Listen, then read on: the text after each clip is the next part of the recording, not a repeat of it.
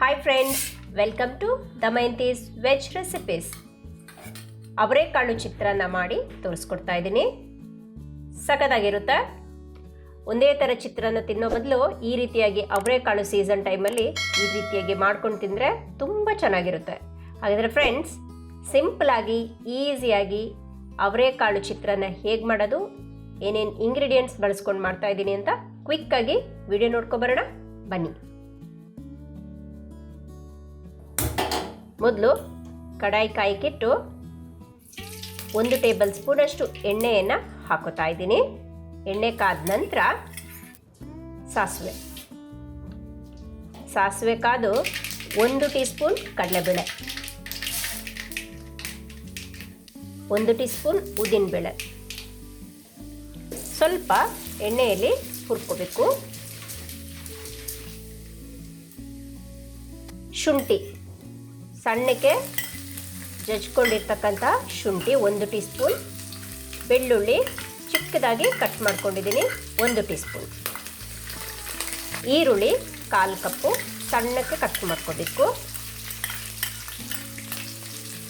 ಹಸಿಮೆಣಸಿನ್ಕಾಯಿ 4ರಿಂದ 5 ಇದೆ, ಹುರ್ಕೊಳ್ಳಿ ಚೆನ್ನಾಗಿ.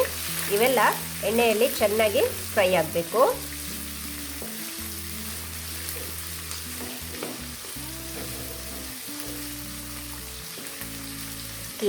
ಈಗ ಫ್ರೈ ಆಗಿದೆ. ಕರಿಬೇವಿನ ಎಲೆ ಹಾಕ್ಕೊಂಡಿದ್ದೀನಿ. ಇದನ್ನು ಒಂದು ಸ್ವಲ್ಪ ಎಣ್ಣೆಯಲ್ಲಿ ಫ್ರೈ ಆಗಲಿ.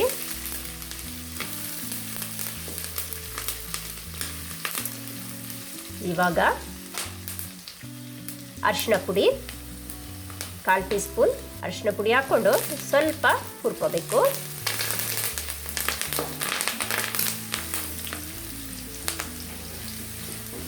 ಓಕೆ, ಹುರ್ಕೊಂಡಾಗಿದೆ.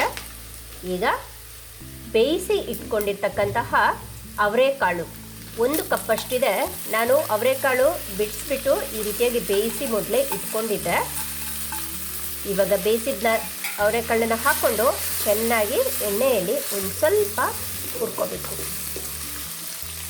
ಉಪ್ಪು 1 ಟೀ ಸ್ಪೂನಷ್ಟು ಹಾಕ್ಕೊಂಡಿದ್ದೀನಿ.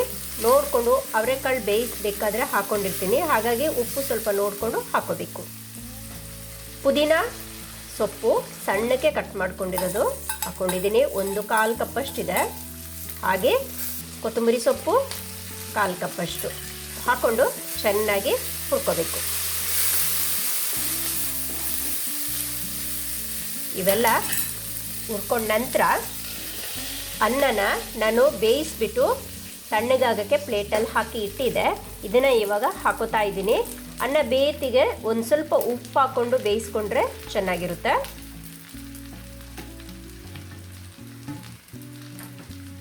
ಇವಾಗ ಚೆನ್ನಾಗಿ ಕಲಸ್ಕೊಬಿಡಿ.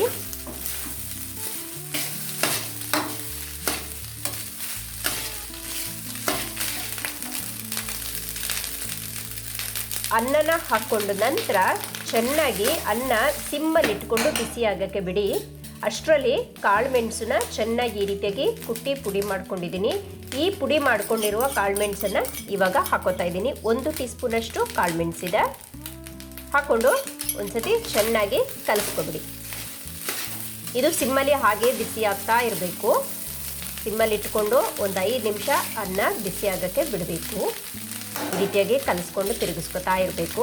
ಕೊನೆಯಲ್ಲಿ ಇವಾಗ ಸ್ಟವನ್ನು ಆಫ್ ಮಾಡಿದ್ಮೇಲೆ ನಿಂಬೆ ರಸನ ಹಾಕೋಬೇಕು. ಅರ್ಧ ಹೋಳಷ್ಟು ನಿಂಬೆ ರಸನ ಹಿಂಡ್ಕೋತಾ ಇದ್ದೀನಿ. ನಿಂಬೆ ರಸ ಹಾಕೊಂಡ ನಂತರ ಒಂದ್ಸತಿ ಚೆನ್ನಾಗಿ ಮಿಕ್ಸ್ ಮಾಡ್ಕೋಬೇಕು.